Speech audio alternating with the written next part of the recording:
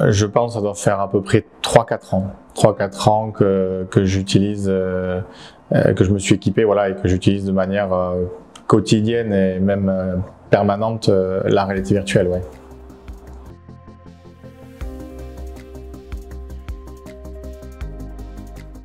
Alors moi, c'est principalement pour les patients douloureux chroniques, puisque j'ai réorienté ma carrière. Je suis d'un format de base orthopédie, traumatologie du sport, et étant confronté, comme tout le monde, à des échecs, notamment dans le cadre post-opératoire des patients douloureux chroniques, où j'ai pas vraiment compris quels étaient les moyens traditionnels de rééducation à mettre en place. J'ai fait des formations de douleurs chroniques, j'ai fait un DU de prise en charge du patient douloureux chronique. Et c'est comme ça que j'ai vu l'intérêt d'apporter des nouvelles technologies dans la prise en charge de ces patients.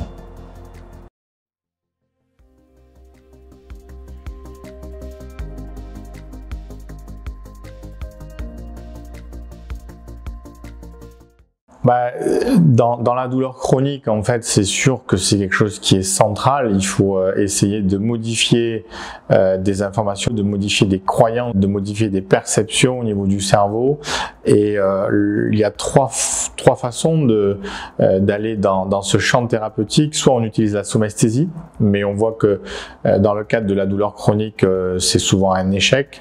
Et beaucoup de travaux sur la thérapie miroir, sur les effets contextuels, ont montré qu'il y avait d'autres leviers, notamment le système oculomoteur, qui permet de modifier les informations dans le cerveau. Et la réalité virtuelle, voilà, répond parfaitement à la fois à mettre en jeu des effets contextuels sans limite, puisqu'on peut tout faire avec, et on est vraiment à l'origine même de la capture d'informations du cerveau, puisqu'on utilise l'œil. Donc c'est pour ça que c'est quelque chose qui s'adapte vraiment à ces patients douloureux chroniques.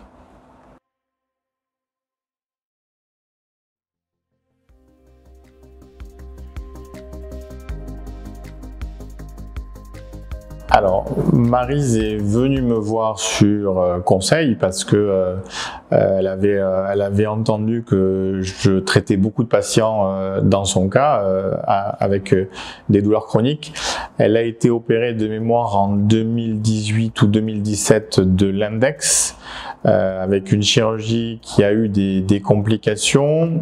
Donc, elle a été réopérée quelques mois plus tard par le même chirurgien. Et après, elle a déclenché une algodystrophie. En fait, elle a été diagnostiquée algodystrophie avec des douleurs permanentes. Elle a été rééduquée par des praticiens, probablement des spécialistes de la main qui ont bien travaillé, qui l'ont mobilisée, qui ont fait tout ce qu'il fallait faire au niveau de la main. Mais elle a conservé des douleurs parce qu'en effet, pour diverses raisons que j'ai essayé d'extraire du bilan, au niveau de sa main, ça a mal évolué vers des douleurs chroniques et elle s'est retrouvée un peu dans une impasse avec un schéma traditionnel à prendre au début des médicaments palier 1, Doliprane simple, et puis après passer au palier 2, tout ce qui est tramadol ou les dérivés morphiniques, et puis l'ascension à la prise en charge médicamenteuse avec une prise en charge par le centre antidouleur et puis des médicaments forts avec des opioïdes. Donc je l'ai pris en charge dans cette situation avec des douleurs permanentes et presque une exclusion fonctionnelle de son index, puisqu'au niveau de sa main, elle se servait des 3 doigts de la main et du pouce, mais pas de l'index. Elle avait exclu l'index de son schéma corporel. Donc pour être clair, moi des mains je n'en ai jamais fait, je sais à quoi ça fonctionne et comment ça marche un petit peu, mais ma spécialité c'était plutôt les membres inférieurs et j'ai rapidement compris que chez elle en fait le problème essentiel c'était non pas sa main en tant que structure périphérique, mais surtout le rapport du cerveau avec la main, et dans le bilan c'est ce que je lui ai proposé comme traitement. Alors la grande difficulté d'abord, c'est d'avoir l'adhésion du patient et d'essayer de partager avec lui un objectif thérapeutique et ensuite de lui faire comprendre que cette douleur vient du cerveau, mais sans pour autant amener le terrain psychologique en avant, parce que c'est quelque chose qui est très repoussant de la part des patients. Donc il faut dans les premiers temps avoir une particularité d'une éducation de la douleur, mais bien posée, pour rassurer le patient, pour l'écouter, pour lui dire qu'il n'est pas fou, qu'il a vraiment mal, et qu'il faut non pas traiter la main parce que cette main va bien, mais traiter le cerveau dans une catégorie plus de neurosciences que de cerveau comportemental psychologique. Donc ça a été presque le plus dur du traitement, à la fois dans le bilan de bien extraire les éléments qui peuvent être améliorés, savoir si on est dans un cas de douleur chronique ou de problème périphérique, et à la fin faire une bonne séquence d'éducation au patient pour avoir son adhésion au traitement et partager un objectif commun.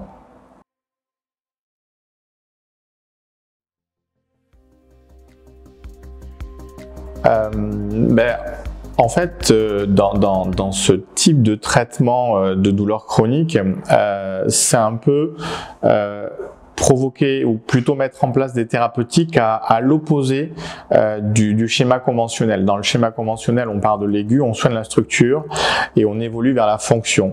Dans le cadre de la douleur chronique, ce qu'il faut faire, c'est passer par le principe de l'exposition progressive aux contraintes. L'exposition progressive aux contraintes, ça veut dire en fait au début rééduquer tout sauf la main, et progressivement se rapprocher en fait de la rééducation de la main et réintégrer la main dans le schéma moteur. Donc en fait, la réalité virtuelle permet de mettre le patient dans un monde immersif où on lui fait faire des exercices dans une forme d'hypnose numérique, de manière en fait à ce que on lui fasse faire tout sauf des choses avec la main.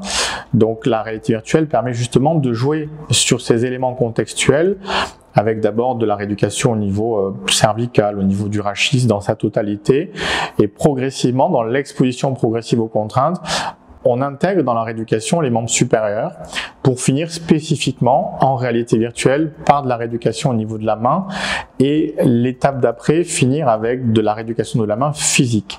Donc c'est vraiment ça l'exposition progressive aux contraintes, pour essayer de créer un peu des distorsions d'information par justement la réalité virtuelle et montrer au niveau du cerveau qu'en fait cette main va bien. Et c'est pour ça que on a un outil qui est presque sans limite dans le cadre de la mise en situations diverses et variées du patient pour l'extraire de cette focalisation sur la main.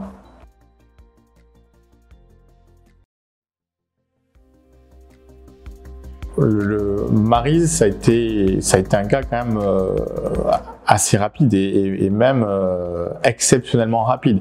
En général, comme tout le monde dans le cadre de la prise en charge de la douleur chronique, j'ai des échecs même avec tous les outils du monde. On a quand même des échecs parce qu'il y a des choses qui sont beaucoup trop complexes et qui sont pas du ressort tout court de la rééducation, qui sont du ressort en effet parfois des apports psychologiques ou des apports métaboliques. Donc il y a des choses qu'on ne peut pas en rééducation, et ça m'arrive aussi d'avoir des échecs. Souvent il y a quand même des bons résultats, des améliorations, et pour Maryse il y a vraiment eu un résultat excellent, puisque ça a juste pris 10 séances de rééducation et on est arrivé à un résultat où il y avait plus de prise médicamenteuse et une antalgie retrouvée parfaite, et surtout elle se resserre de son doigt. Il existe toujours des séquelles de raideur. Le but n'était pas d'améliorer la mobilité de son doigt. Ça fait 2 ans et il y a des raideurs de toute façon qui ne partiront pas. Ça, je lui ai précisé dès le début. Mais c'est vrai que le résultat au niveau de la douleur était vraiment excellent, et en 10 séances, c'est remarquable.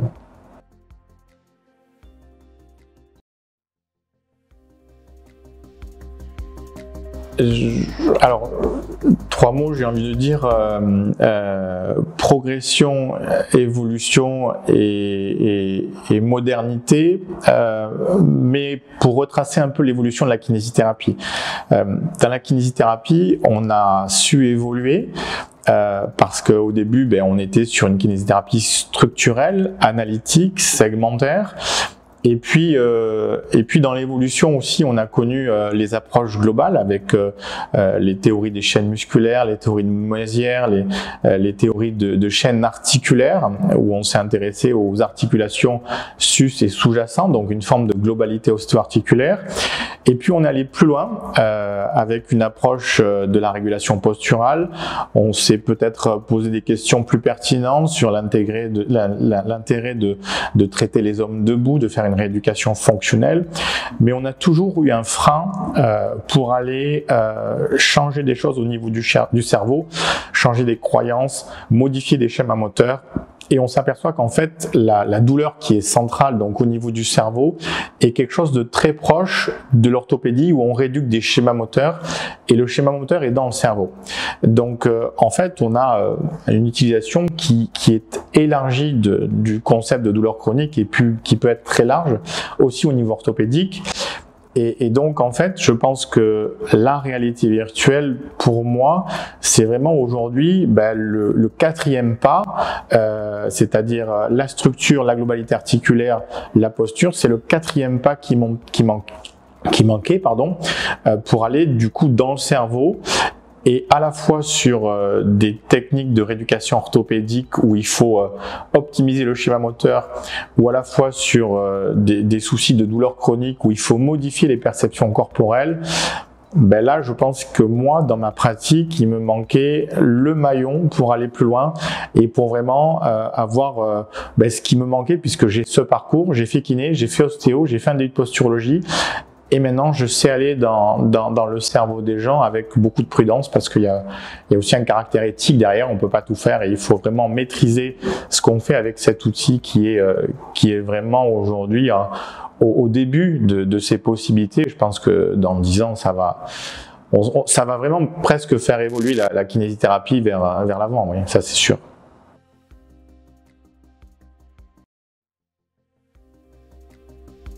Alors, aujourd'hui, les gens me connaissent parfois pour avoir un langage dur et peut-être sévère de temps en temps avec tout ce qui est matériel, appareillage ou quoi que ce soit, parce que il y a des choses où en effet on n'a pas forcément l'utilité avec des produits qui coûtent très cher.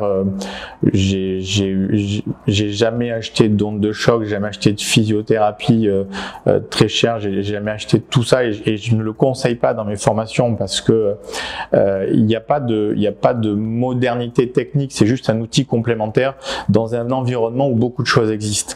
Là on est vraiment sur quelque chose qui permet vraiment d'améliorer les pratiques, et c'est quelque chose qu'on ne peut pas remplacer par autre chose. C'est-à-dire que nous, par exemple, si on prend le caractère de l'hypnose, on peut faire de l'hypnose, mais dans un cadre pluriprofessionnel, ça c'est la loi qui le dit, pour la prise en charge de la douleur. Donc au niveau hypnose, on est obligé d'avoir un médecin avec nous qui nous autorise à faire de l'hypnose. C'est le cadre légal. La réalité virtuelle, on peut faire de l'hypnose numérique. Donc du coup, ça c'est vraiment quelque chose d'une valeur ajoutée chez les kinés.